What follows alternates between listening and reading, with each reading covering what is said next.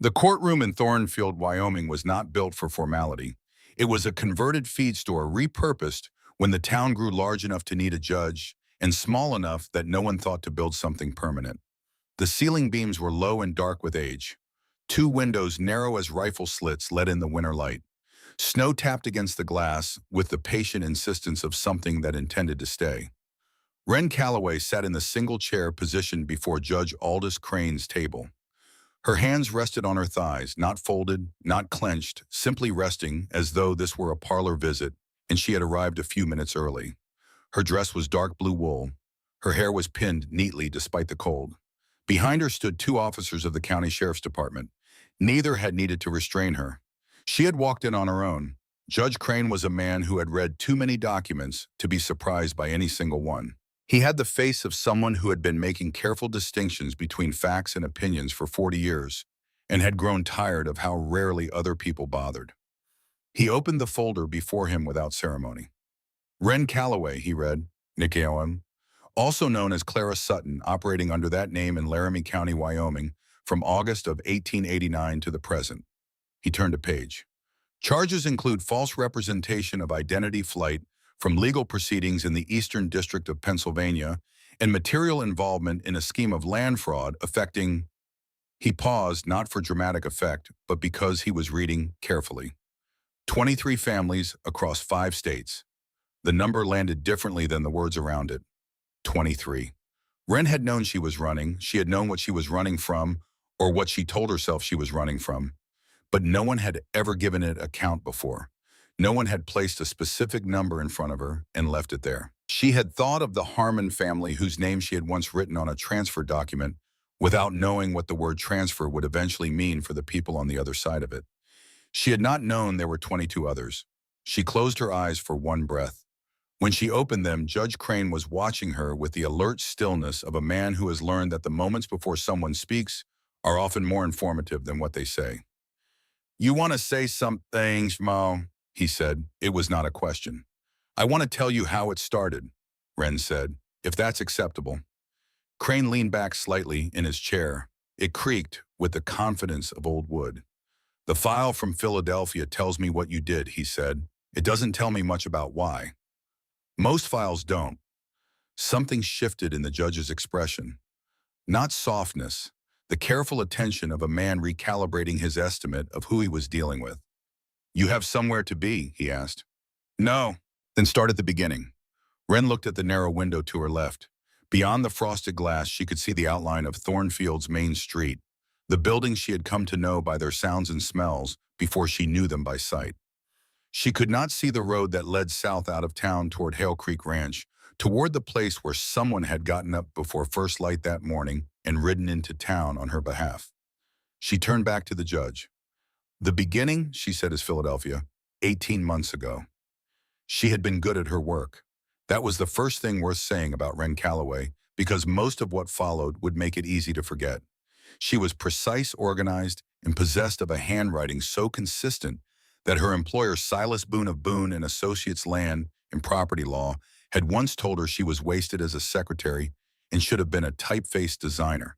She had smiled at that and gone back to her documents. Boone and Associates occupied the 3rd floor of a building on Chestnut Street in Philadelphia, with windows that overlooked a courtyard where pigeons congregated and argued. The office was well appointed, the kind of space designed to make clients feel the money they were spending was being spent wisely.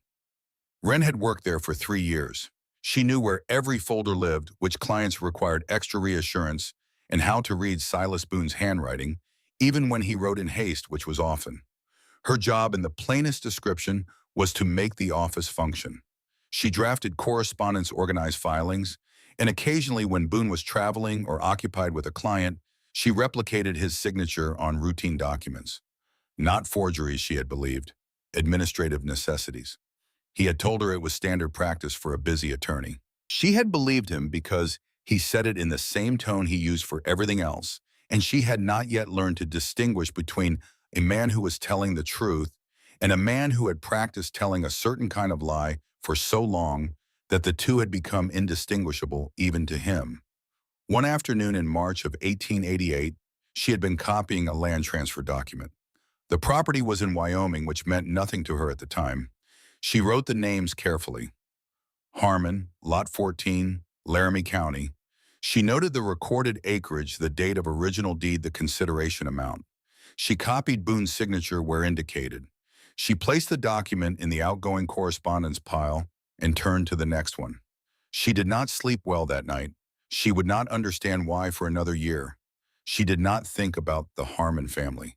She did not picture them. She did not imagine what a family needed 400 acres for, or what they did in the mornings, or whether there were children who had grown up on that particular piece of ground and thought of it as the fixed center of the world. She was very good at that time in her life at not thinking about things that were not her direct concern. It was a skill that had served her efficiently and that she was beginning in this courtroom in this winter to understand differently. 2 weeks after she copied that document, a man from the Office of the United States Attorney arrived at Boone and Associates on a Tuesday morning. He was accompanied by a second man who carried a leather satchel.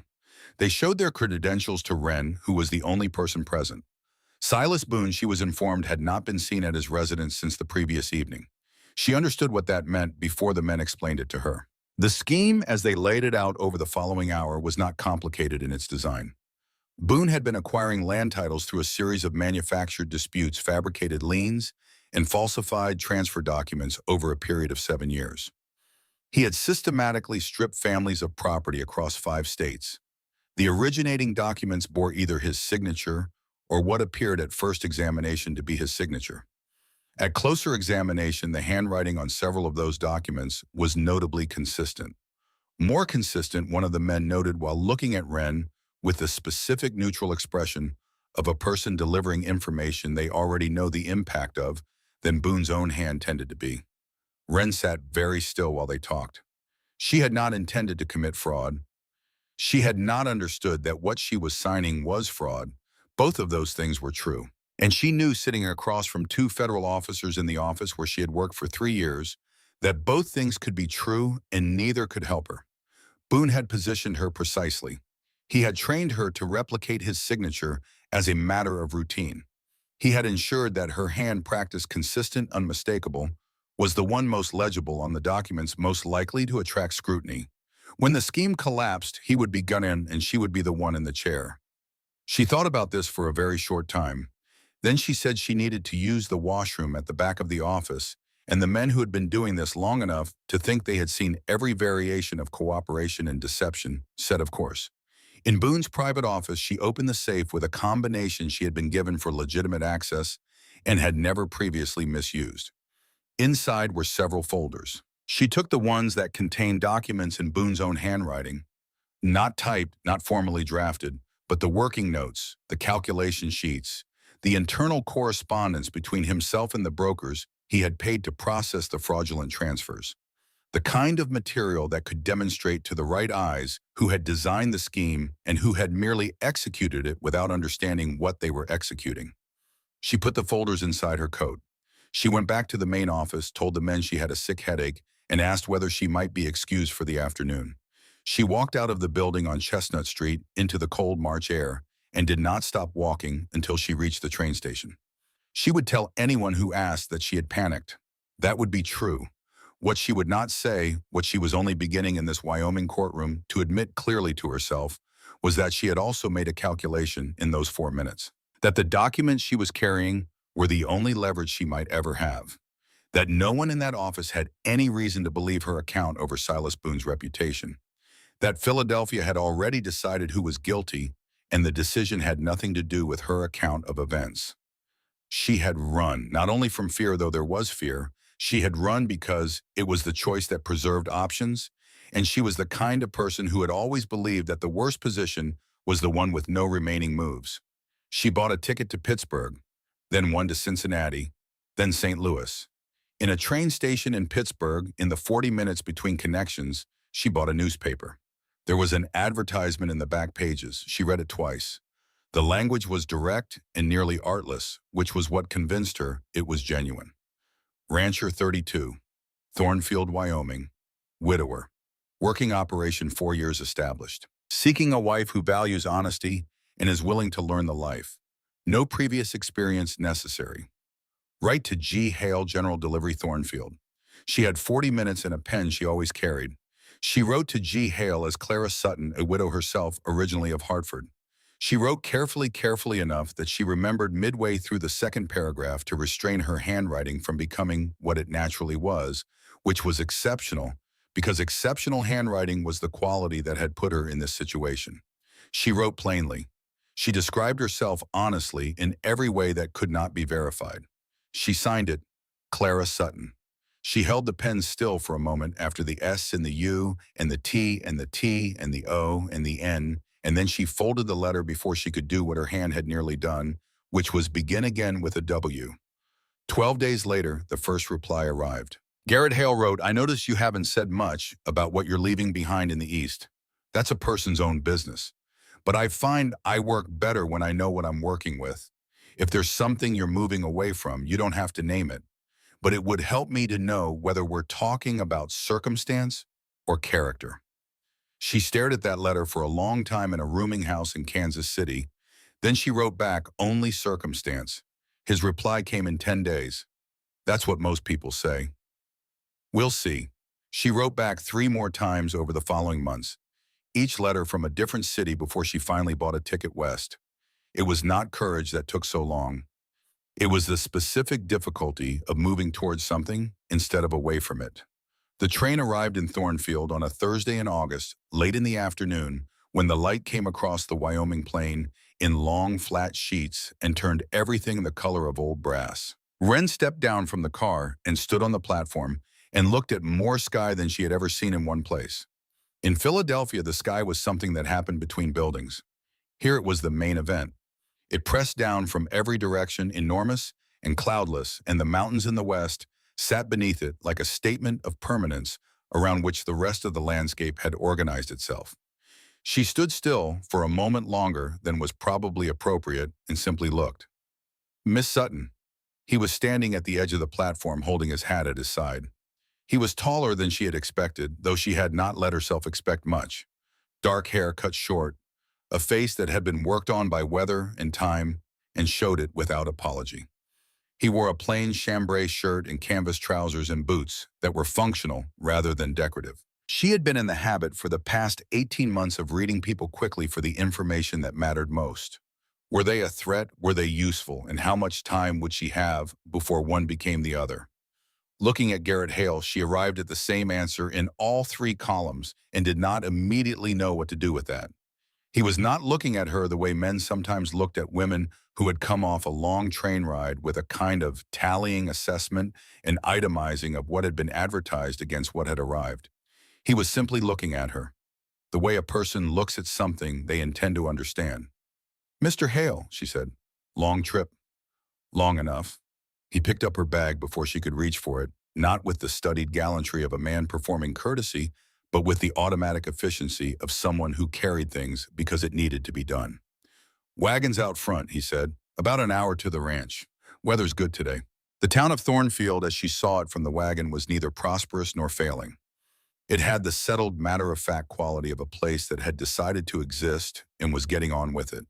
A general store, a feed and supply, a hotel, a church, a small building she would later understand was the converted feed store that housed the county court. The main street was unpaved and wide enough to turn a freight wagon, in which she supposed was the relevant measurement. Last year I had a boundary dispute with the outfit north of me, Garrett said as they moved past the last buildings onto the open road. Took 4 months to resolve. There's a land attorney in Cheyenne, a man named Whitmore, who finally got it sorted. He's good with paper. He said it the way a person mentions weather as a piece of useful information about the landscape they were moving through. Wren said that sounded useful to know. They rode in a silence that did not feel hostile. The land opened on both sides of the road, rolling toward the mountains to the west flat and immense to the east. She watched it without speaking, and he drove without explaining it to her, and she found that she appreciated that. There was a specific kind of man who felt compelled to narrate the landscape for a woman from the city as though the sky needed a spokesman. Garrett Hale appeared to have no such impulse. Hale Creek Ranch came into view as they crested a long, gradual rise. A 2-story main house of weathered timber and stone with a wide covered porch running the length of the front. Behind it, a barn, a smaller bunkhouse, corrals, a windmill, turning slowly in the afternoon air. Everything was functional. Nothing was ornamental. The yard was swept. The fences were straight. It was the place of a person who tended things because they believed tending was its own argument. A woman came out onto the porch as the wagon pulled up. She was in her 60s, small-framed and upright, with white hair and the kind of expression that had been calibrated over a long lifetime to reveal nothing until she chose to reveal it. "Mabel Hicks," Garrett said, "runs the house." Mabel came down the steps with brisk, purposeful movements and looked at Wren, the way a person looks at something they have formed a preliminary opinion about and are willing to revise only under significant evidence. "You're thinner than your letters suggested," Mabel said. "My letters didn't mention my weight," Wren said. Something behind Mabel's expression adjusted almost imperceptibly. She turned and went back up the porch steps. "Supper in an hour," she said. "Don't be late." Garrett looked at Wren from the corner of his eye. He said nothing, but something at the corner of his mouth suggested he had just observed something he had expected and was satisfied to have confirmed. The first morning, Mabel put her to work before the sun cleared the mountains. Bread. Wyoming bread. Mabel was careful to specify as though the geography of the dough mattered, and apparently it did given what she said about altitude and hydration ratios that Wren had never needed to consider in a city apartment. She made the first batch too dense. Mabel said nothing, set it aside, demonstrated the correction without comment. Wren made the second batch. Mabel looked at it, then at Wren, and gave a single nod that communicated more than a paragraph of praise would have. The days developed their own rhythm. Up before light, breakfast for the ranch hands, dishes, then the house, then the kitchen garden, still producing in late summer, then whatever Mabel directed, which was always something. The work was harder than she had expected. Her hands, which had spent 3 years managing paper, were not prepared for the repeated physical demands of a working ranch kitchen. By the end of the third day, the muscles between her fingers ached in a way that was new and specific and oddly satisfying in its specificity. She said nothing about it. Garrett ate with the household in the evenings. He was quiet at dinner in a way that was not unfriendly, but that made clear he thought carefully before speaking. He asked her the second evening whether she rode. "No," she said. "Easy enough to fix," he said, "when there's time." He asked about Hartford, the city she had invented for herself, and she answered with the information she had prepared. A general account, not quite verifiable, of the kind of life a widow from a northeastern city might have led. He listened without the particular quality of attention that would have signaled skepticism. Just listening. What she did not know was that somewhere in the second week, Garrett Hale had been thinking about something he had noticed in the letters she had written. Not what they said, what they looked like. There were places in the second letter and again in the third where a word had been begun with a capital W, and then corrected, the original letter still faintly visible beneath the pen stroke that replaced it, the ink having gone back to reclaim the ground. It was the kind of mark left by a person writing their own first name automatically from long habit, before remembering it was not the name they were using. He had looked at those corrections for a while. He had written nothing to ask about them. He was a man who had learned at some cost that pressing people toward of honesty before they were ready did not produce honesty. It produced departure. And he had decided when he mailed his reply to her final letter that whatever was behind those small corrections was something he was prepared to wait for. One evening in the third week, she brought coffee to his study because Mabel had asked her to. He was not there. The room was small and organized shelves of practical books, a desk with a ledger, a lamp burning low. On the desk was a notebook open. She intended to set the cup down and leave. Instead, she looked. She was not the kind of person who read private documents. She had told herself that for 3 years while working in an attorney's office and had mostly believed it. But the notebook was open and one line caught her before she could redirect her eyes. He had written, "See, gone 3 years now. Still find myself wondering what she would have made of certain things. Practical question, should I have the south fence rerouted before the herd comes through? What she would have asked first are the cows well." Wren set down the cup very carefully. The man who had written that line was not performing grief. He was not narrating it for anyone. He was simply living alongside it the way you live alongside something you have incorporated into the daily fabric of your life, because there is no alternative, and fighting it would cost more than it was worth. She recognized that posture. She had worn it herself. She left the room. At dinner, Garrett glanced up from his plate and said without preamble, "Thank you for the coffee." "Of course." "The notebook," he said.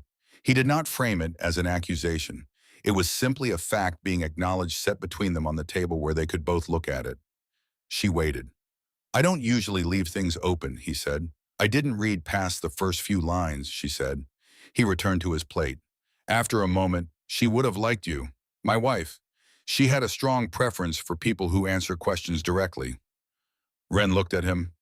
"I'm not sure I answer questions directly." "More than you think," he said. The conversation moved on to the state of the South Fence, to the expected behavior of the herd, to practical things with practical answers. But something had shifted in the quality of the silence between them. Not warmer exactly, more honest. The way a room feels after someone has opened a window that had been closed a long time. She lay in her bed that night and looked at the ceiling and noticed with something between amusement and alarm that she had not thought about her exit plan in 4 days. This was the longest such interval since Philadelphia.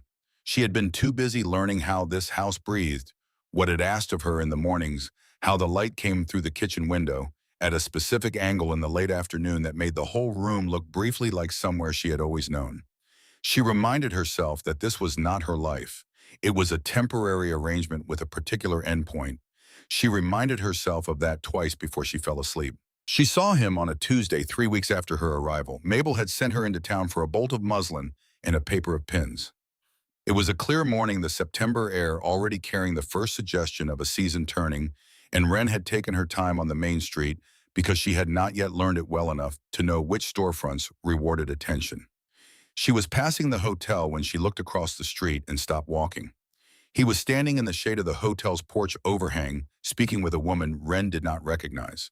A compact, red-haired woman in a brown dress who was listening with the specific quality of attention that people deploy when they are trying to appear casual while receiving information that makes them anxious. The man doing the talking was in his late 40s, heavy in the chest, wearing a dark coat that was too good for a Tuesday in Thornfield, Wyoming. He had a face built for neutrality, the kind that gives nothing away, not because there is nothing there, but because showing it would be a disadvantage. Fletcher Vane. She had not seen him in 18 months. She had known he existed, had known the way. You know the weather 3 states away is coming toward you, that Silas Boone would not absorb a loss quietly and would have retained someone to find her. She had calculated the time it would take. She had told herself she had more of it than this. Her hand found Mabel's arm without her deciding to reach for it. Mabel looked down at the hand, then at Wren's face, then across the street at the man in the dark coat who was still talking to the red-haired woman and not looking in their direction. Nothing about the scene was overtly alarming, which was Wren understood precisely how it was designed. "Someone you know?" Mabel asked. "No," Wren said. She said it a beat too quickly. Mabel was quiet for a moment.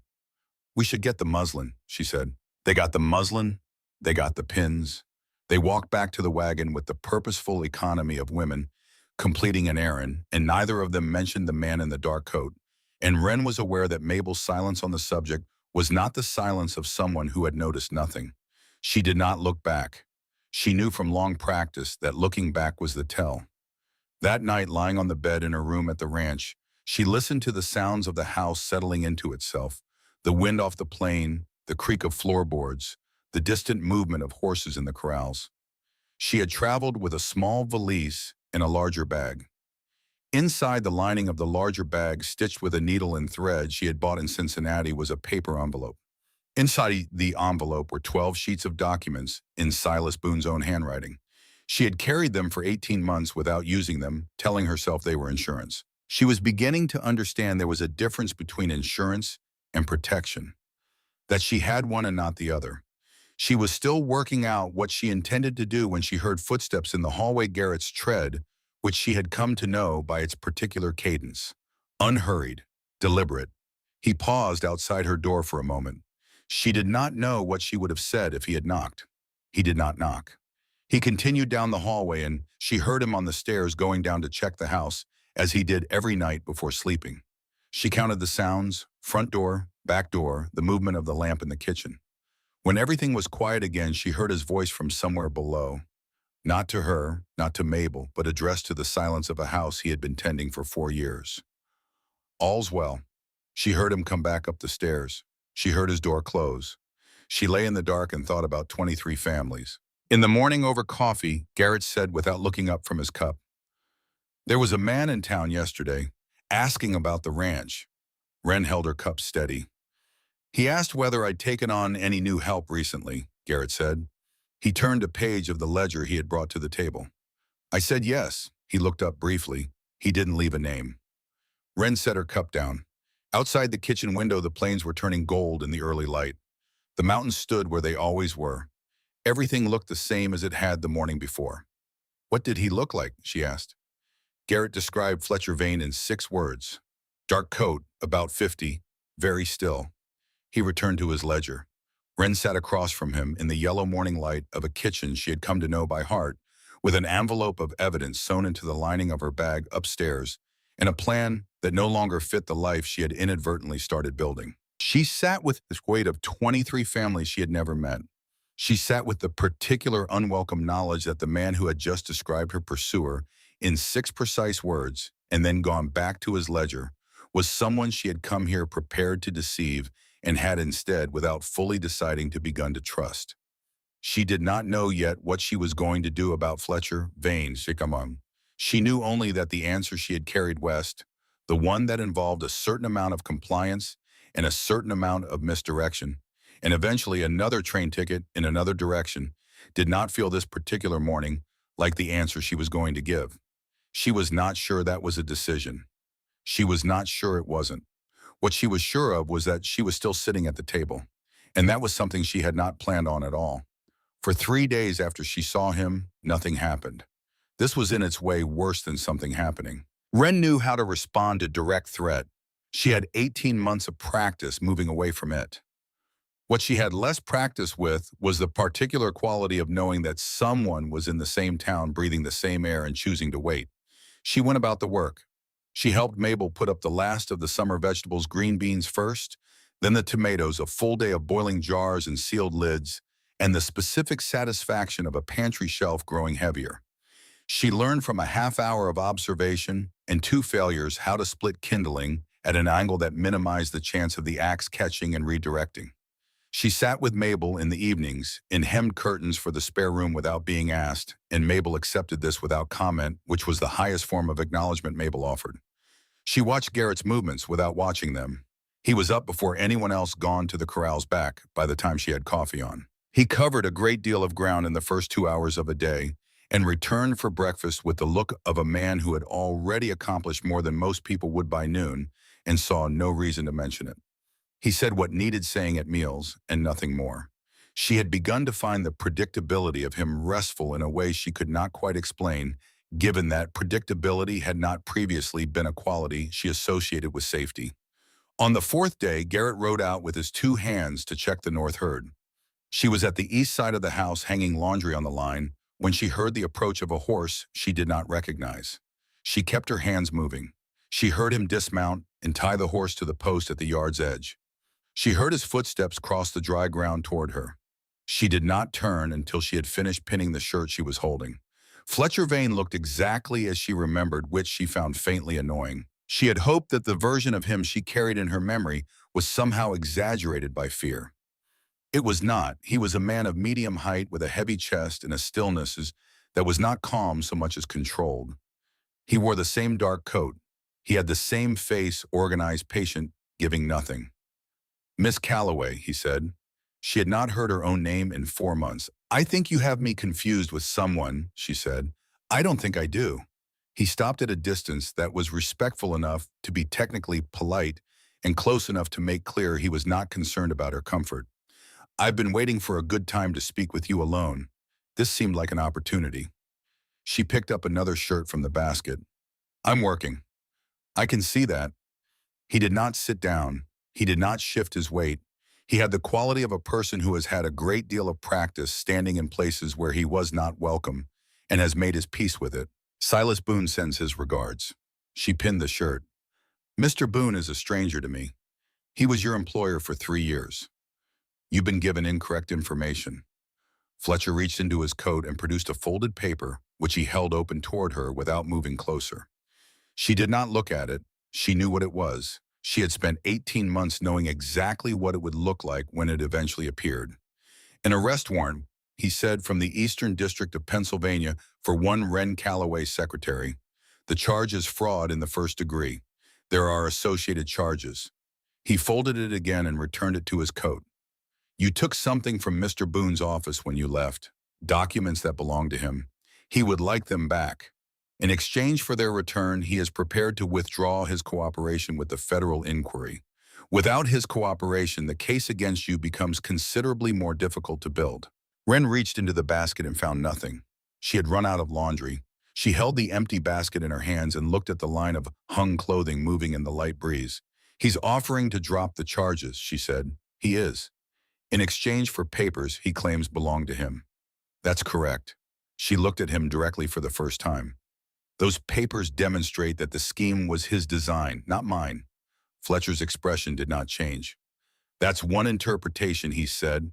Another interpretation held by the people who currently have your signature on 11 fraudulent documents is that the papers are stolen property. Either way, Mr. Boone would like them returned, and you, Miss Calloway, would like to stay in Wyoming. He let that settle. 3 days, he said. You know where to find me. He named the hotel on the main street. He turned and walked back to his horse without hurrying, which was somehow the most threatening thing he had done. Men who hurried were men who were uncertain. Fletcher Vane had not been uncertain in a long time. She stood in the yard with the empty basket and listened to his horse move down the road until the sound was gone. The mountain stood to the west. The sky was the color of water that is very deep and very clear. A crow sat on the top rail of the corral fence and tilted its head at her and then flew away on business of its own. She went back inside. She put the basket in its place. She stood at the kitchen window and looked at the view she had been looking at for 4 weeks and tried to find in it whatever it was she had been finding there that kept making her stay.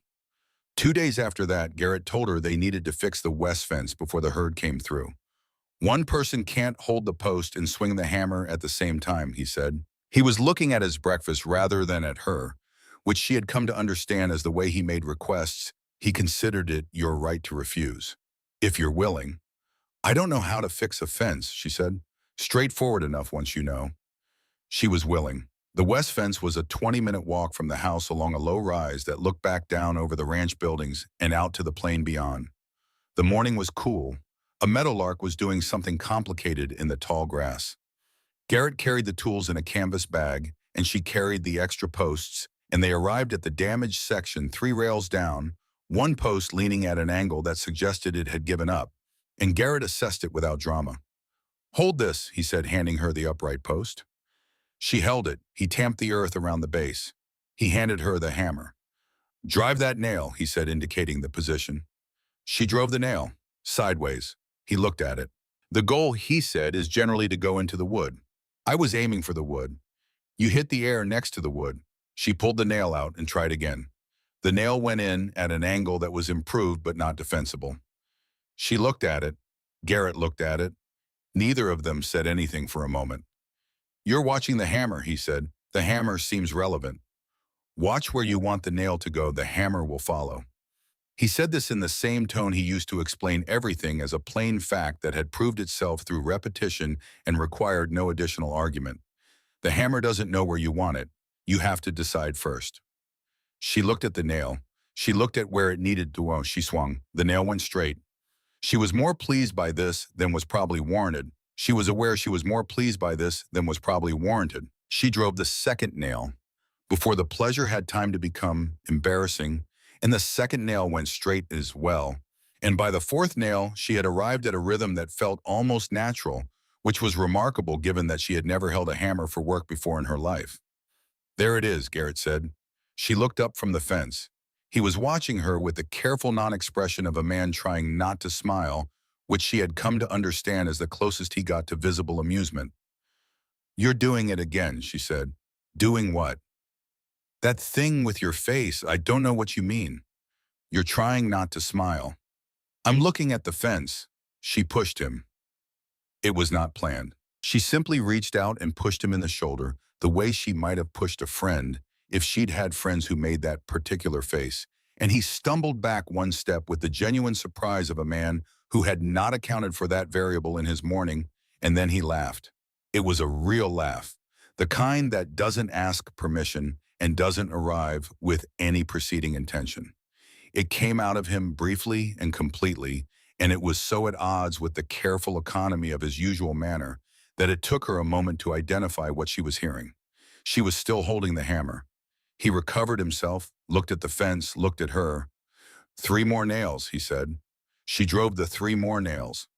They worked the rest of the fence in a silence that was different from the silences that had come before, it lighter by some small but measurable amount, the way a room is lighter after someone has been in it who laughs easily. Walking back to the house, the meadowlark was at it again in the grass, and the mountains were doing what they always did, which was stand there, and the sky above them was the particular blue that only occurs at altitude in September, and Wren realized she could not remember the last time she had laughed. Not performed amusement, actually laughed. She tried to locate the memory and found it had no address. It was somewhere before Philadelphia, before the train, before the version of herself that had been constructed out of necessity and then worn until it fit. She did not know what to do with that realization. She stored it the way she stored other things she could not yet act on and kept walking. A week after Fletcher's visit, Mabel sent her into town for a bolt of muslin. The woman in the dry goods store directed her to a smaller operation 3 buildings down Marsh, tailoring a modest painted sign above a modest door. The shop was exactly what it advertised: 2 front tables holding folded cloth, a curtained area in the back, a small counter behind which stood a woman with red hair going to Auburn and hands that had been working for a long time. Delamarche looked at Wren with the specific attention of a woman who has been given a description and is now deciding how much of it to trust. "You're from the Hale place," she said. "I am. Clara Sutton." She said the name with a quality that was not accusatory but was not entirely neutral either. Just said. "That's right," Wren said. Della moved to the shelves and began pulling bolts. She was efficient with her hands in the way that people who have done one thing for a long time become efficient without thought, without the performance of competence, just the thing being done. She found the muslin, unrolled the requested length, measured it against a mark on the counter's edge. "You've settled in well," Della said to the cloth. "People notice. People in Thornfield notice most things, I'd imagine." "Most things." She cut the fabric with a single motion. "A man came to see me about 2 weeks before you arrived." She folded the muslin with the mechanical precision of someone buying time by doing something with her hands. "He asked about the Hale Ranch, whether there had been any new arrivals." Wren waited. "I told him I didn't have information about that," which was true at the time. Della placed the folded fabric on the counter. "When you came in the following week for thread, I knew who you were." "And afterward?" Della's hands stopped moving. She looked at Wren directly. "I told him you were here," she said. She said it without asking for anything. Not absolution, not understanding, not even acknowledgement. Just the facts set on the counter between them alongside the muslin. Wren stood very still. "He had something of my husband's," Della said. "Something from before Owen died. A paper with Owen's name on it. A transaction that was—" She paused. "Owen was not a dishonest man. He was not a careful one. There's a distinction, but in practice, the outcome can look similar." She folded her hands on the counter. "The man Mr. Vane told me that if I helped him, that paper would stop being his concern. If I didn't help him, he would make it everyone's concern." The shop was quiet. Outside, Thornfield conducted its afternoon with moderate indifference to what was happening inside. "Her husband is gone," Wren said. "Yes. But his debts aren't." "No." Something in Della's expression shifted, not softening exactly. "Recognizing. You know how that works." Wren did know how that worked. She had spent the last 18 months operating on exactly that principle. The living carry the weight of what the dead left undone, and other people know it, and some of those people will put their thumb on the scale whenever it serves them. She had known this abstractly. Looking at Delamarche across a counter in a small tailoring shop in Thornfield, Wyoming, she knew it in a way that had more weight to it than abstraction. She looked at the woman across from her, the red hair, the capable hands, the face of someone who has been managing fear quietly for long enough that it has become indistinguishable from composure. She understood exactly how that was done. She had been doing it for a year and a half. He's been using what you told him, Ren said. I think so. And if his leverage over you were gone, it would just be gone, Della said. She looked at Ren steadily. I'm not asking you for anything.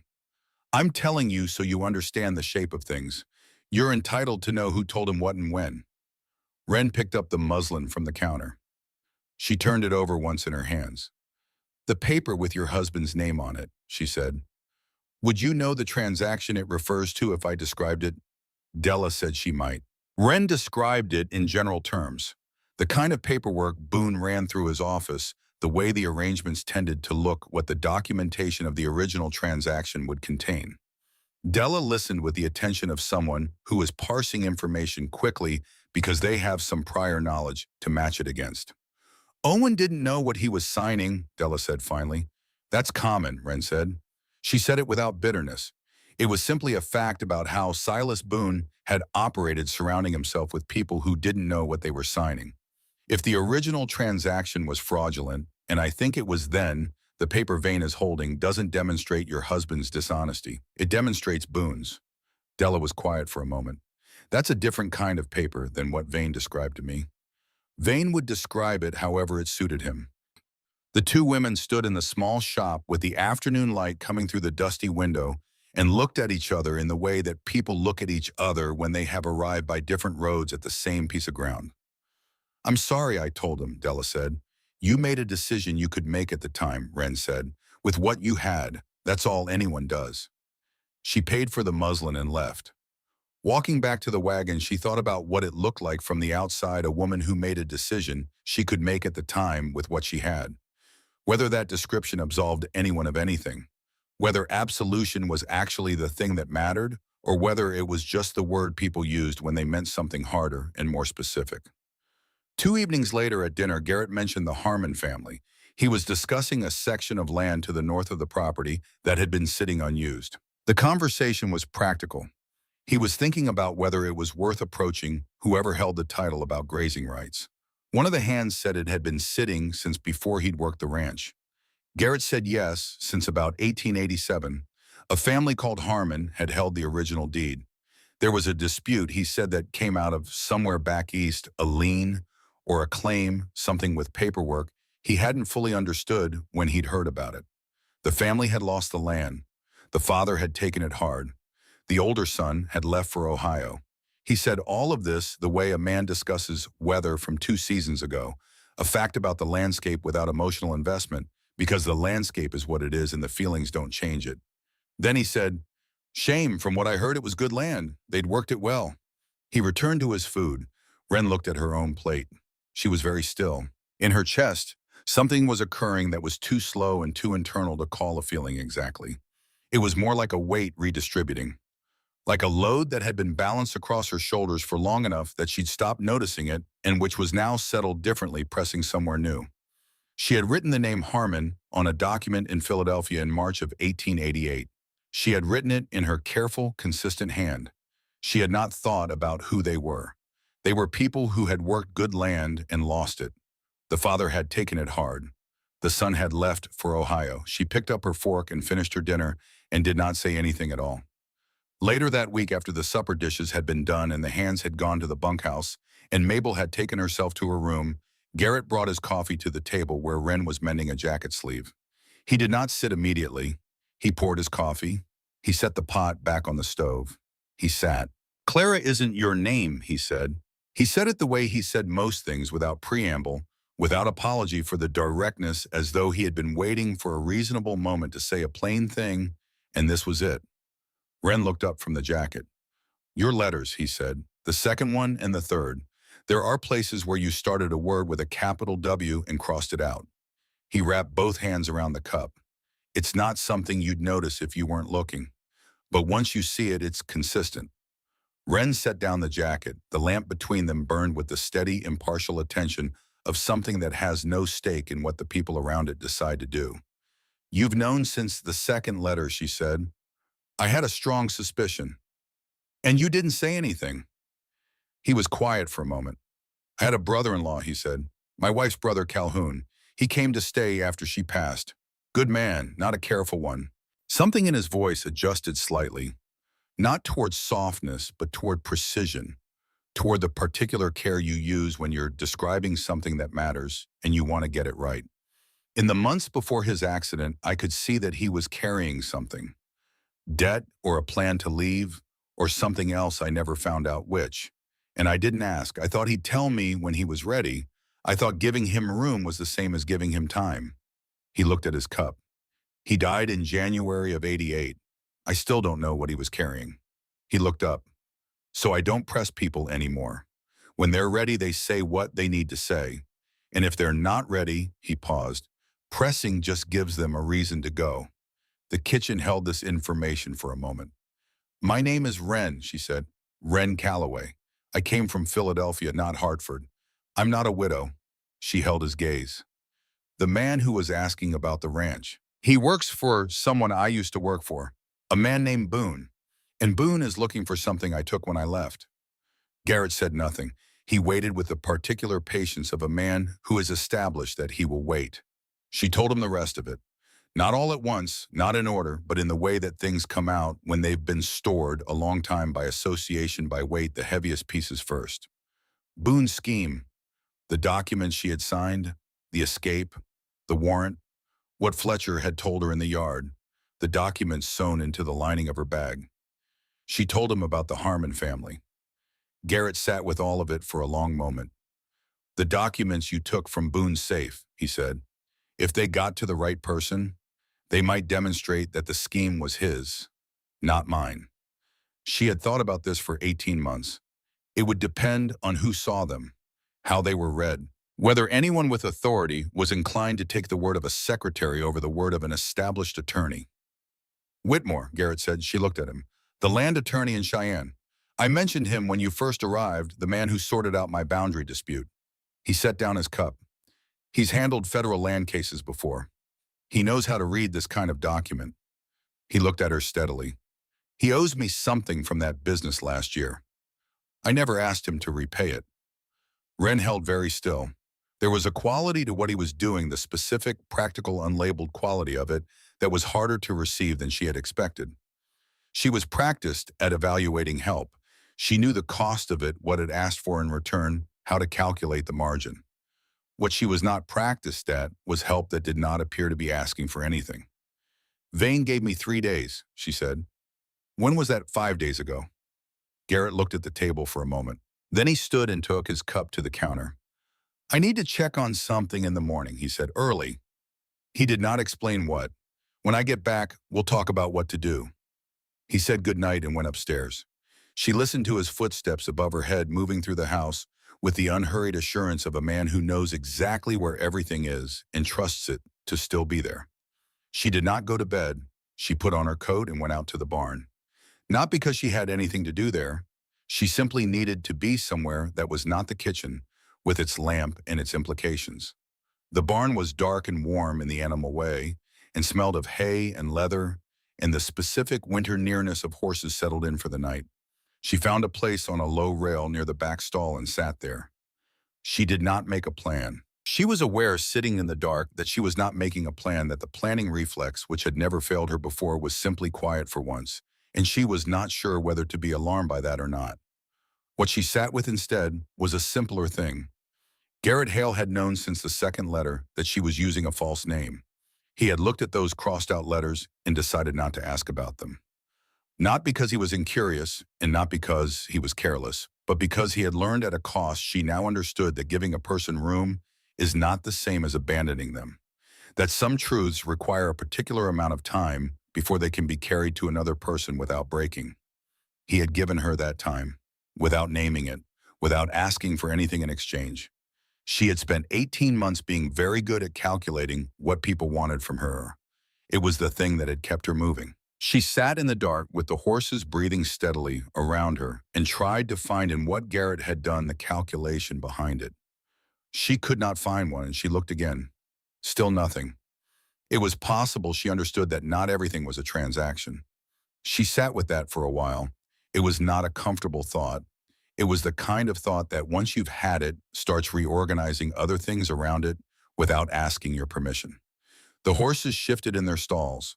One of them exhaled with the slow, democratic indifference of an animal that has no interest in the human problems happening nearby. She found this oddly reassuring. Eventually, the cold came through her coat, and she went back inside. Fletcher Vane came again on the road between the ranch and town 4 days after he had originally appeared in the yard. She had ridden out on the errand Mabel had sent her on, and he was simply there where the road bent around a low stand of scrub. He had positioned himself neatly in the middle of the road so that stopping was not a choice she was making, but a thing that was happening to her, and she understood that was intended. "You didn't come to the hotel," he said. "No, I said 3 days. I heard you." He looked at her with the patience of a man who has discovered that most people given time arrive at practicality. "Miss Calloway, the offer was clear. You return the documents. Boone withdraws cooperation. The case against you becomes unsustainable. You stay in Wyoming, everyone moves on. And the families whose land Boone took," she said, "they move on too." Something in his expression shifted. Not much, just enough to know she had said something that disrupted a calculation. "That's not your concern. It's the concern of 23 families. You can't help 23 families," he said. It was not unkind. It had the quality of a statement that he believed to be true and genuinely thought she should consider. "You can help yourself. That's what you're positioned to do." She sat on her horse in the middle of the road and looked at Fletcher Vane and thought about Calhoun, who had been carrying something he hadn't said, and about Owen Marsh, who had signed a paper he didn't understand, and about a father in Laramie County who had taken something hard, and a son who had gone to Ohio, and about 12 sheets of paper in Silas Boone's handwriting that were currently sewn into the lining of a bag in a room above a kitchen where someone had lit the lamp for her every evening for 2 months without being asked. "I'll have an answer for you by the end of the week," she said. Fletcher studied her. He had the look of a man reassessing a timeline. "End of the week," he said. "You have my word." He moved his horse aside. She rode past him. That evening she went upstairs while Mabel was still in the kitchen and Garrett had not yet come in from the corrals. She took the bag from its place. She removed the stitching she had put there in Cincinnati and took out the envelope. She sat on the bed with the envelope on her knees. The documents inside were Boone's. His handwriting, his planning, his scheme laid out in the kind of detail that only exists in the private notes of a man who trusts himself completely and cannot conceive of those notes being used against him. She had carried them 18 months as insurance. She had not looked at them in 4 months. She opened the envelope and looked at them now. In the third document, a property description referred to Lot 14, Laramie County. The note in the margin in Boone's hand read, "Harmon, no attorney process is standard, should not resist." She looked at that line for a while. She put the documents back in the envelope. She put the envelope on the bed beside her and sat with it there, and thought about what Fletcher had said. "You can't help 23 families. You can help yourself." He was possibly right. She had no legal standing, no money, no name she could sign to anything. She had 12 sheets of paper and a handwriting that had once been her most reliable skill and had become, through the specific irony of her particular story, the thing that had done the most damage to her life. She sat until she heard Garrett come in downstairs. She heard him speak to Mabel low. She heard the sound of water being poured. She heard the house settling into its evening routine, the sounds she had been hearing for 2 months, which had become, without her designing them, to the sounds of a place she recognized. She looked at the envelope. She put it back in the bag. Not in the lining this time, just in the bag in reach where she would not have to cut stitching to get to it. Then she sat on the edge of the bed for a long moment with her hands flat on her thighs. She had just decided something. She was not sure it was the right decision. She was fairly sure it was the first decision she had made in 18 months that had nothing to do with keeping herself safe, which was either a sign of growth or a sign that she had spent too long in a house where someone asked all's well at the end of every evening and had started to believe it was something you could actually answer honestly. She would know fairly soon which one it was. She came downstairs at 4 in the morning. She had not slept. Not from anxiety exactly, or not only from that, more the particular wakeful quality of a person who has made a decision and is waiting for the hour when acting on it becomes possible. She had lain on top of the covers in her coat and listened to the house breathe and watched the darkness at the window and thought about almost nothing at all, which was itself a new experience. Usually her mind, given hours of quiet, filled them with calculation, alternatives, contingencies. The map of the territory she was moving through marked with all the ways out. The map was still there. She simply was not consulting it. She carried the bag downstairs. Not the whole bag, just the envelope which she had transferred to her coat pocket. She could feel it through the wool. The kitchen was dark. She lit the lamp on the table and stood in its light for a moment listening. The house was quiet in the specific way of a house just before the people who run it wake up to run it again. A waiting quiet, not an empty one. She heard the barn. Not a sound exactly, more the suggestion of movement. Something she had learned to distinguish over 2 months of early mornings, the way a person learns the acoustic signature of a place they have come to know. She put on her coat properly, picked up the lamp, and went out. The yard was cold and dark and enormous. The stars were still out, the kind that only appear at altitude more numerous than the eye usually expects, crowding the black sky with an indifference to anything happening below. She crossed to the barn and pushed the door open. Garrett was at the back doing something routine with the hay. He heard her come in and looked up without alarm, the way a man looks up who does not startle easily and has no reason tonight to expect anything surprising. He looked at her face. He set down what he was holding. She took the envelope from her coat and held it out toward him. Not handing it over, just holding it in the space between them so he could see what it was. "I'm sending this to Whitmore in Cheyenne," she said. "I'm not giving it to Fletcher. I don't know what happens after that. But that's what I'm doing." Garrett looked at the envelope, then at her. He did not ask why she had decided this. He did not ask why now. He looked at her with the direct, uncomplicated attention of a man who has been waiting for a particular thing and is satisfied to see it arrive. "When," he said, "today's mail stage leaves at 6. He nodded slowly. "Before I put anything in writing to Whitmore," he said, "I want to know something about Vane." He picked up his coat from the stall rail. "Whether he filed papers with the county." He put the coat on. A man operating on behalf of a federal case is supposed to register with the local authority before he starts asking questions on Wyoming ground. Most of them don't bother when they're working fast. But if he didn't, it changes what we can do. "How do you know that?" "Whitmore told me. When we settled the boundary dispute, he was explaining what the other party had done wrong." She stood in the lamplight in the barn and looked at him. He was buttoning his coat with the unhurried efficiency he brought to everything, already moving toward what needed to be done before she had fully processed that he was moving at all. "I can be there and back before the mail stage," he said. "The deputy's house is on the north side of town," she said. "Second from the corner." He looked at her. "I noticed it when we went in for supplies," she said. "The badge on the porch post." He took his hat from the hook. "I'll be back by 5:30, he said. He paused at the barn door and looked at her once more, steady and brief, the look of a man committing something to memory before leaving it behind.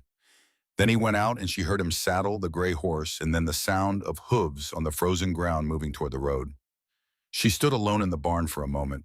The horses shifted in their stalls and went back to their quiet business. Outside, the stars still crowded the dark sky. She listened until a sound of the gray horse was gone, until there was nothing left but the wind off the plain and the ordinary nighttime breathing of the ranch. Then she went back inside, sat down at the kitchen table with the lamp and the envelope, and began to work. She had been a copyist by nature before she was one by profession. As a girl, she had reproduced things, letters, drawings, passages from books, not to deceive anyone, but because the act of rendering something precisely had always given her a satisfaction she couldn't explain. The control of it. The discipline of making the hand do exactly what the mind directed. She had been extraordinarily good at it, and that skill had recommended her to Silas Boone. And Silas Boone had used it systematically for 7 years. And here she was at a kitchen table in Wyoming at 4 in the morning with a lamp and 12 sheets of stolen evidence in a purpose that was the exact inverse of every purpose the skill had previously served. She made 2 copies of the most critical documents.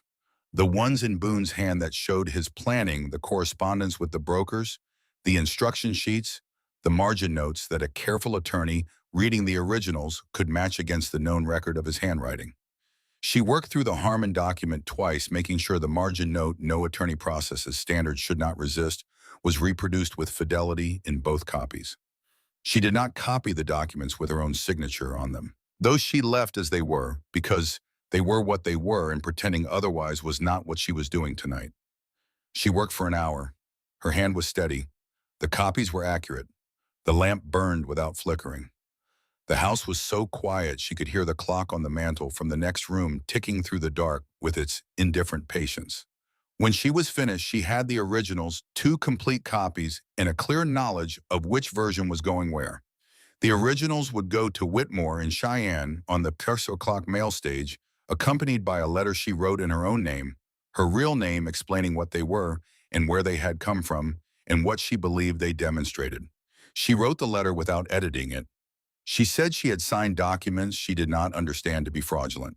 She said she had fled rather than face the proceedings. She said both things plainly because they were both true and because she had come to understand a specific kind of honor of freedom in saying a true thing that costs you something, which is that you stop carrying it. One copy she would keep. The other copy she would give to Delamarche. She was still considering the logic of this second decision when she heard Garrett's horse come back into the yard. He came in through the kitchen door and shook the cold off his coat and looked at the table, the neatly arranged documents, the sealed letter, the two copies her handwriting, under the lamp, and said nothing for a moment. No papers filed with the county, he said. Deputy Marsh confirmed it. He looked at her. Tom Marsh is Delamarche's late husband's brother. He already knew about the situation with Owen's debt. He was not pleased to hear that someone was using it for leverage.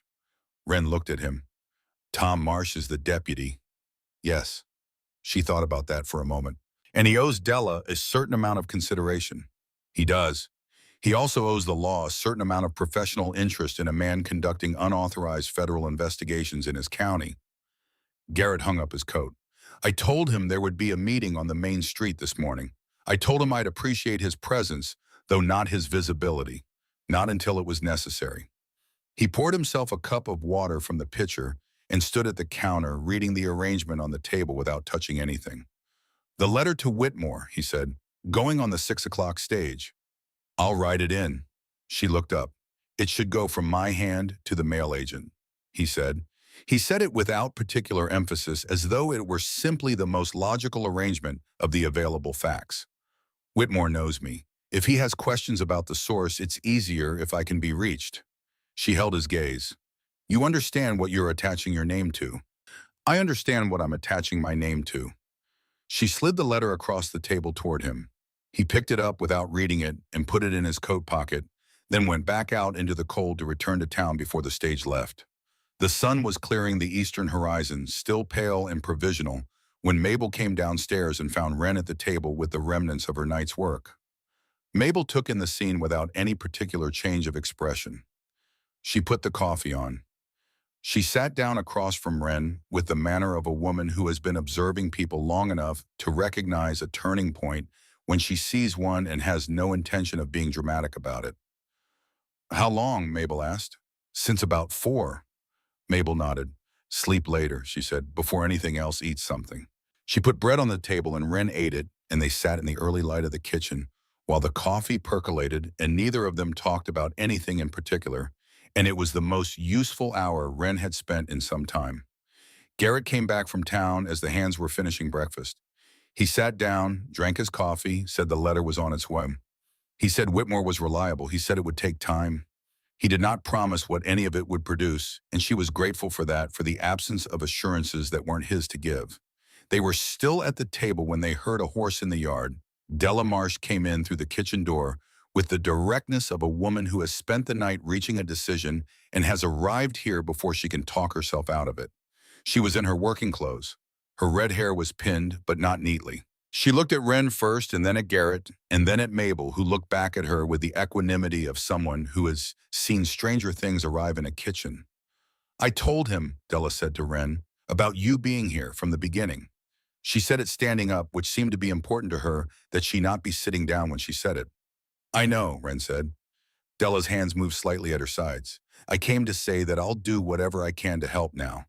That doesn't cancel what I did before, but it's what I have. Mabel, who had been standing at the stove with a cup in her hand, said without turning, "So the man from Philadelphia knows you're here because Della told him.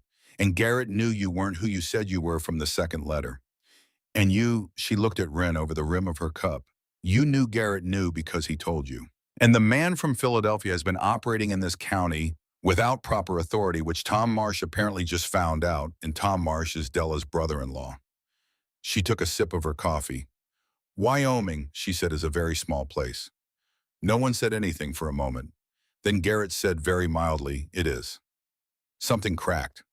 Wren felt it before she understood what it was, a pressure releasing the kind that builds up when a situation has been held too tight for too long. She put her hand over her mouth, which did not help. Della made a sound she clearly hadn't intended. Even Garrett looked away toward the window with the focused intensity of a man staring at a fixed point for structural reasons. It lasted about 10 seconds. Then they were all back to what they were doing, which was working out how the next several hours were going to go. She gave Della the second copy of the documents before she left. She explained what they were and what she believed they showed, including the note in Boone's handwriting beside the Harmon property description. Della listened with the focused attention of a woman running a small business alone, which meant she processed information quickly and filed it in order of its practical implications. "The paper Vane's been holding over me," Della said. "When this comes out, and it will come out one way or another, the context of that paper changes. It becomes evidence of Boone's operation, not Owen's wrongdoing." Wren held the copy across the table. "This doesn't fix what Owen did, but it changes what it means legally. Tom should see this." Della took the copy. She held it in both hands and looked at it for a moment. Then she put it in her coat with the decisiveness of someone who has stopped waiting for certainty and is going to act on what she has. "He's been staying at the hotel since he arrived," Della said. "He takes breakfast at 7 and then walks the main street until 10. Then he goes back to his room." "He'll come to us," Garrett said. "He's been waiting for Wren's answer since the road. He'll come today." He was right. They had barely returned from sending Della back toward town when they saw the figure on horseback coming up the road from Thornfield at mid-morning, unhurried and precise, moving through the landscape as though he owned the geometry of it. They met him in the yard. Wren had expected to feel something specific when she saw him again, fear perhaps, or the particular cold clarity that fear sometimes sharpens into. What she felt instead was something closer to stillness. The decision was made. The letter was on a stage to Cheyenne. The copies were where they needed to be. There was nothing left to calculate. Fletcher dismounted and tied his horse and looked at the three people waiting for him.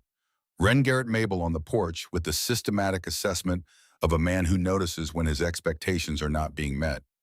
"Miss Calloway," he said. "Mr. Vane," she said. "The documents are on their way to an attorney in Cheyenne. I sent them this morning." A stillness moved through Fletcher. It was different from his usual stillness, which was cultivated.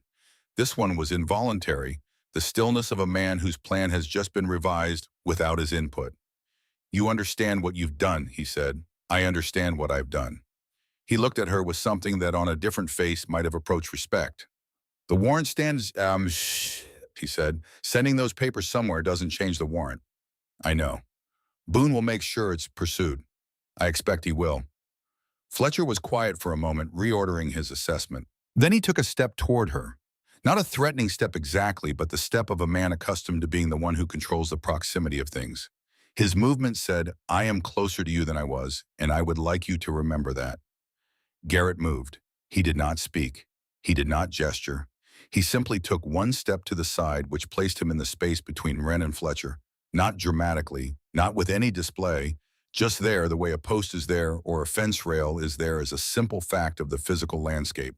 Fletcher looked at him. Garrett looked back. There was nothing in Garrett's face that was threatening. There was simply nothing in it that was going to move. He had the quality in that moment of something that has been standing in the same place for a long time and has no particular reason to stop. Fletcher's step did not continue. From the direction of the road, moving without hurry, came the figure of Deputy Tom Marsh on a bay horse. He rode into the yard and nodded at Garrett and looked at Fletcher Vane with the specific professional interest of a county official who has been kept informed of certain irregularities. Mr. Vane, the deputy said, I've been looking into your authorization to conduct inquiries in Laramie County. I'd appreciate a conversation about that. Fletcher looked at the deputy, at Garrett, at Wren. He made the calculation with the speed of a man who has made calculations in difficult situations before, and arrived, as he usually did, at the most pragmatic available conclusion. Of course, he said. He untied his horse and went with Tom Marsh back toward town, neither of them hurrying the deputy, talking in the even and unremarkable tone of a man conducting routine professional business. They disappeared around the first bend in the road. Mabel came down from the porch. That's done then, she said. Part of it, Wren said. Mabel looked at her. Yes, she said. Part of it. The warrant arrived 8 days later. She had known it was coming. Fletcher's being detained, question logged his lack of local authority, officially noted, had slowed things. But the machinery in Philadelphia had been set in motion long before Fletcher rode into Thornfield, and machinery of that kind does not stop because one of its components encounters difficulty. The warrant came through the county office and was delivered by Tom Marsh himself, who came to the ranch on a Tuesday morning with the document in his hand and the expression of a man carrying something he wishes he were not carrying. Wren was in the kitchen when he arrived. She had been making bread. She still made it wrong occasionally, but less wrong than she had in August, and Mabel no longer watched her with the vigilant attention of someone prepared to intervene. She wiped her hands on her apron and took the document from Tom and read it. It said what she had known it would say. She folded it and held it for a moment. The judge can see you this afternoon, Tom said. I'm sorry, Miss Calloway. She looked at him. Her name, she said, is Wren. Tom absorbed this without surprise. He had absorbed a number of things in the past week without surprise. She was beginning to think he was the right kind of man for his particular job.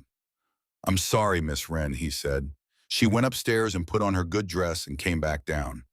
Garrett was at the table. She had not gone to get him. He had simply appeared the way he appeared when things needed doing, as though he had an internal awareness of where his presence was required. I have to go into town, she said. I know. He stood up. I'll drive you. You don't need to. I know, he said again. They went.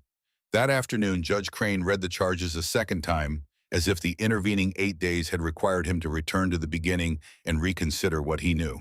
He read with the careful attention he brought to everything the original Cowtrong, and then the note from Wren's letter to Whitmore, which Garrett had apparently thought to request a copy of, and which Tom had included in the file. He read the summary of Fletcher Vane's lack of authorization in Laramie County. He read a preliminary letter from Whitmore himself dated 3 days prior, which stated that the documents received from Laramie County were being reviewed as potentially material to an ongoing federal investigation into the operations of Silas Boone, attorney of Philadelphia. He set all of this down and looked at Wren across the desk that had once been a feed store counter. You sent these documents yourself, he said. Under your own name. Yes. Knowing the warrant existed. Yes. Why not run, he said. It was not a rhetorical question. It had the quality of something he genuinely wanted to understand. You were positioned to run. You've done it before. Wren sat in the same chair she had occupied at the beginning of all this, the single chair before Judge Crane's table with her hands resting on her thighs the way they had rested then, not folded, not clenched. Simply there. She thought about how to answer that in a way that was true and not longer than it needed to be. I was tired of being the person who runs, she said. Crane was quiet for a moment. And you're telling me, he said, that the documents you provided demonstrate that the scheme was designed by Boone, not by you. I'm telling you what the documents are. What they demonstrate is for the people qualified to determine that. Something in the judge's expression adjusted. He looked at her for a long moment with the careful calibrating attention that had been his primary professional tool for 4 decades. He appeared to be forming an estimate and finding it at odds with the file before him. The Harmon family, he said. Yes. You knew them. I knew their names, she said. That's all I knew. It wasn't enough at the time. I'm not sure what it is now, but it's what I can give. Crane looked at the documents in front of him. He looked at the letter from Whitmore. He looked at Wren. The investigation in Cheyenne will take time, he said, possibly several months. During that time, the warrant stands. However, he paused, and it was the pause of a man constructing a sentence carefully because his precision mattered. Given the material submitted to the federal attorney's office, and given that you submitted it under your own name with full knowledge of the consequences, I am inclined to consider a different arrangement than immediate remand. He set his pen down. You would remain in Laramie County. You would present yourself to this office weekly. You would make much effort to leave the county without prior notification, and you would be available to the federal inquiry as a cooperative witness. He looked at her. These are conditions, he said, not freedom. I understand that. Do you accept them? The room was very quiet. The narrow windows let in the winter light with their usual impartiality. Outside, Thornfield conducted its Tuesday. Somewhere Wren understood there was a conversation happening between Whitmore and a federal attorney, and other conversations happening between people in Philadelphia who had spent the last 18 months being quite confident about who was guilty, and all of those conversations were going to take their time regardless of what she did or said in this room. She accepted the conditions. She walked out of the courthouse into the cold. The street was covered in a light snow that had come in the night, the first of the season, dusting the rooftops and the boardwalks, and lying in the wheel ruts of the road in thin parallel lines. The sky was the particular white of a sky that has more weather in it and is working up to it. Somewhere down the street, a stovepipe was sending up smoke that went straight up in the windless air, a gray column against the white sky above. Garrett was on the steps. He was not leaning against anything or looking around with the calculated ease of someone pretending not to be waiting. He was simply standing on the steps, hat in hand, looking at the door she had come out of. What did Crane say, he asked. I stay into the county. Weekly presentations. Cooperative witness for the federal inquiry. She heard herself say the words with the detachment of someone reciting information that has not yet fully arrived at its destination. He didn't remand me. Garrett nodded slowly. He turned the hat in his hands once. Whitmore sent a letter, she said. He's reviewing the documents. It could be months. I know. She looked at him. He was standing 2 steps below her, which put them at nearly the same height, and she could see his face clearly. In the flat winter light, the lines of it, the steadiness of it, the quality it had of not performing anything it did not mean. I have to stay in Thornfield, she said. I don't have anywhere to stay in Thornfield. He looked at her with the specific expression of a man who finds a statement technically accurate and also somewhat beside the point. The west fence needs finishing before the ground freezes, he said. She looked at him. You drive nails adequately now, he said. Above average for someone who's started 2 months ago.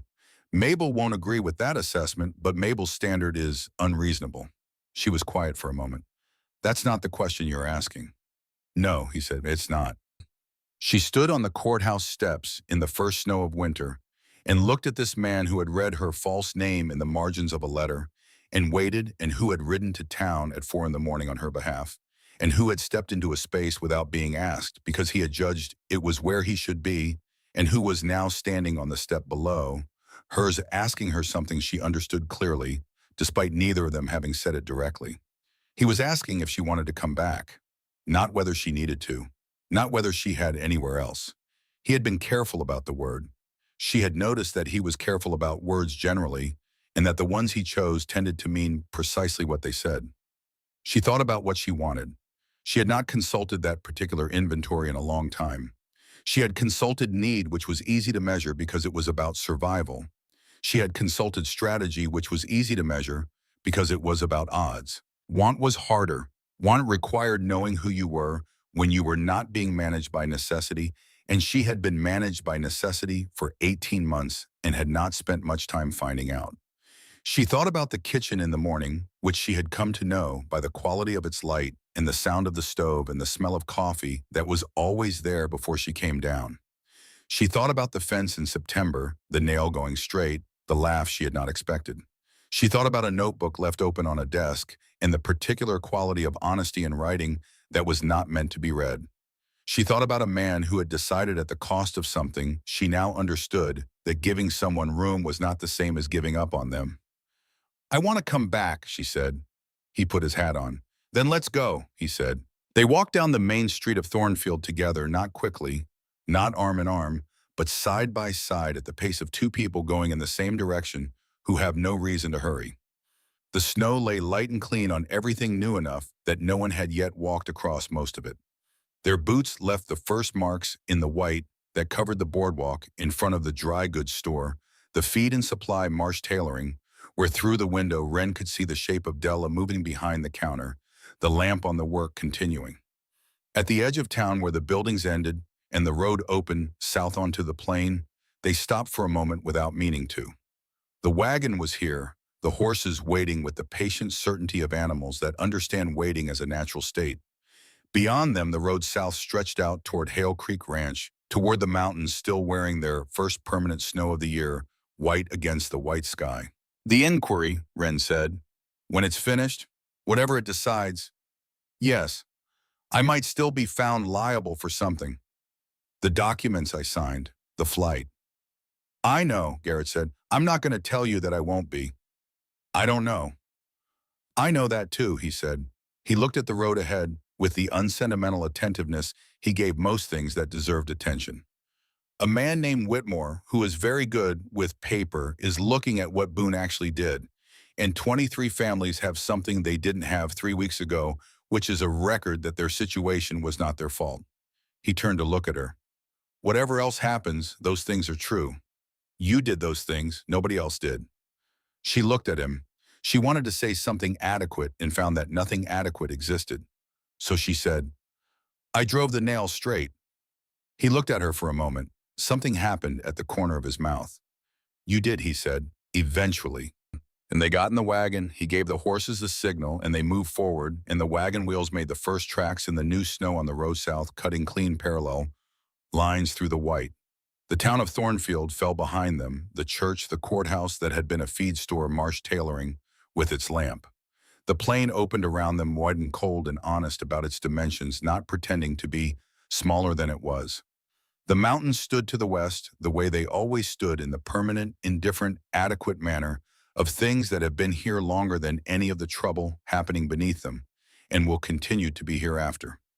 Wren sat on the bench beside Garrett and felt the cold on her face and watched the road unroll ahead, and did not think about the warrant or the inquiry, or Whitmore and Cheyenne reading documents in a warm office, or Silas Boone wherever Boone was making calculations that no longer included her. She thought about the west fence, which needed finishing before the ground froze solid.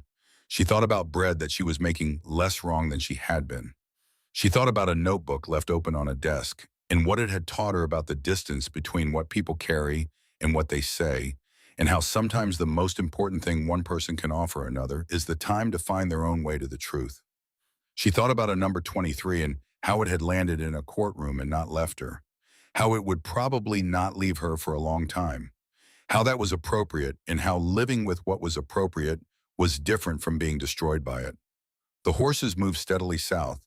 The ranch came into view as they crested the long rise, the house, the barn, the windmill turning in the freshening wind, the corrals, the outbuildings, everything exactly where it had been when she first saw it and found it unexpectedly beautiful in its intention. It lay in its small valley below them, covered lightly in snow smoke, coming from the kitchen chimney in a thin straight line.